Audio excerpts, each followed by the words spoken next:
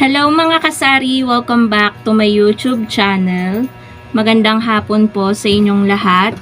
So ngayon po ay medyo chill ang araw natin ngayon. Today is Thursday, March 5.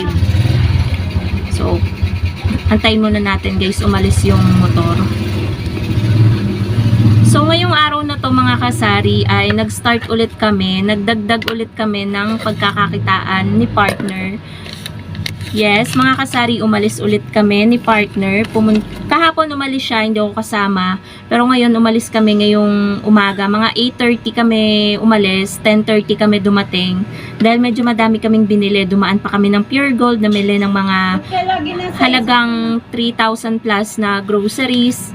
So, nagpunta pa kami sa Genstar, sa palengke. Namili kami guys ng dagdag paninda dito ng mga merienda, fishball, kikiam, cheese stick, french fries.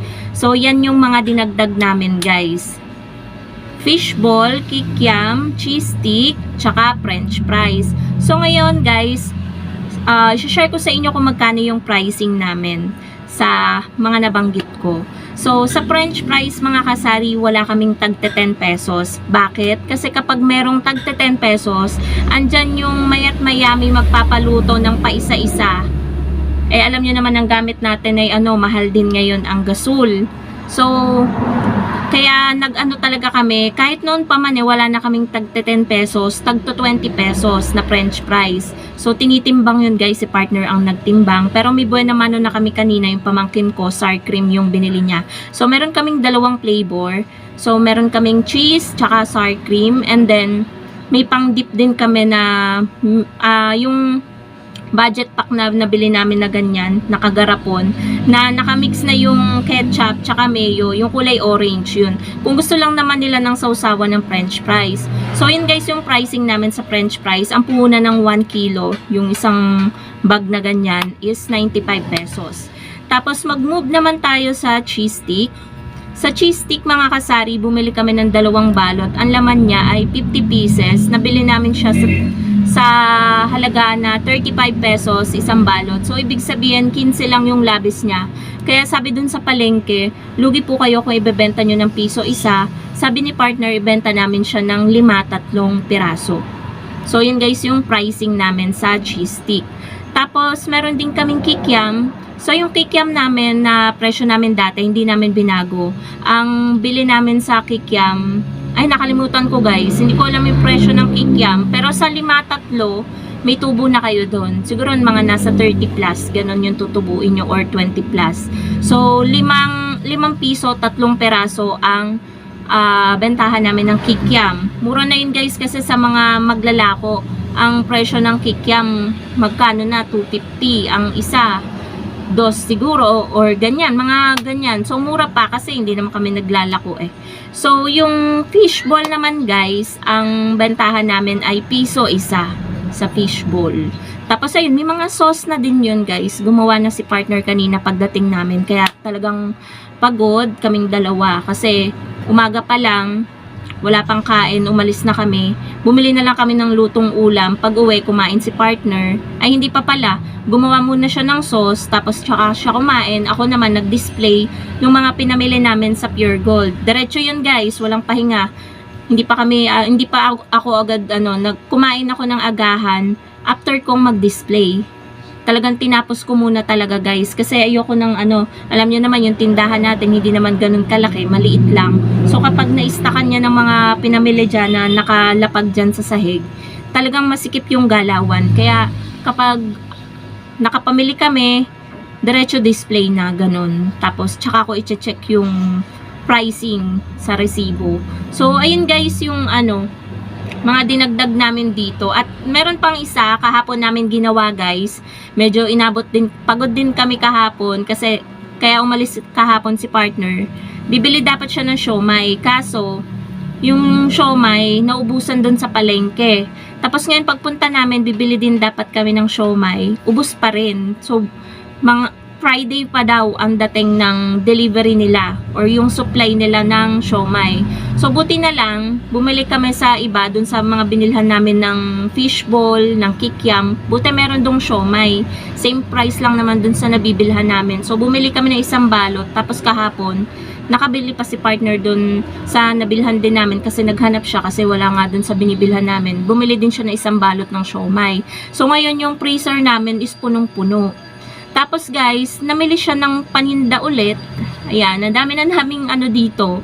Pwede nilang ipaprito yon. So, Shanghai mga kasari. Ito homemade Shanghai. Ang lasa niya hindi basta-basta. Ang lasa niya yung lasang pang piyestahan, ganyan, pang birthday yan. Ganyan yung lasa ng Shanghai, hindi talaga tinipid sa laho. As in, tunay na karne na pinagiling niya sa palengke. 1 kilo yung pinagiling niya, tapos bumili siya ng marami siyang lahok may carrots, may paminta, sibuyas, bawang, tsaka mga pampalasa na nilalagay niya sa Shanghai. Masarap guys magtimpla si partner ng Shanghai. So pinresyohan namin siya mga kasari ng 10 pesos. So kapag nagpasabay sila, kunwari bumili sila ng fishball or kikiam, sasabay na namin sa pagluluto ng Shanghai, 'di ba? Hindi na sila magluluto, pwede na nilang pang-ulam mamayang gabi, 'di ba? Na ko naman guys na-promote ko na sa mga suki namin. So, nagsulat na rin ako dito sa labas. Ayan. Pati yung mga presyo, nakalagay diyan yung mga available, siomai, kikiam, fishball, French fries, Shanghai, yan, mga naka-display dyan. Naka-display dyan sa karatula na nilagay ko kanina. So, ngayon mga kasari, ako, sa mga ganyan, hindi naman ako nahihiya kasi sa tinagal-tagal na naming nagtitinda, lalo ako, hindi ako nahihiya na magtinda ng mga ganyan kasi pinagkakakitaan natin yan at basta may kita, talagang go lang tayo mga kasari, lalo sa panahon ngayon, mainit ang panahon. May tao lang. So, maganda talaga na magdagdag sa tindahan ng another pagkakakitaan. So, ngayon ipapakita ko sa inyo mga kasari yung mga balot-balot na doon sa rep, yung mga paninda na pinamili namin kanina. Ayan, so ito mga kasari. Ito yung mga siomai, yung French fries na balot na namin na ganyan, para kapag may bibili, kukuha na lang kami ng isang balot na ganyan, tapos papainitin namin ng mantika. Kapag mainit na yung mantika, ihuhulog na namin yan. Kada balot, 20 pesos yan. Ayan, may kikiam din kami, may fishball din kami, and then yung Shanghai, andun sa dulo. Ayun yung mga Shanghai. Hindi siya pwedeng maipit, kaya nandun siya. Talagang alalay lang, kasi ayokong mapipe, kasi liliit. Ayan, meron kaming tag 50 pesos, may 100 pesos, balot-balot. Pero kung gusto naman nila na, ang presyo naman kasi talaga niyan ay 10 pesos each. So, ayan mga kasari. Tapos, ito yung siomai natin. 'Di ba marami tayong ekstrang, pagkakakitaan. So, mas maganda sana kung nasa labas siya.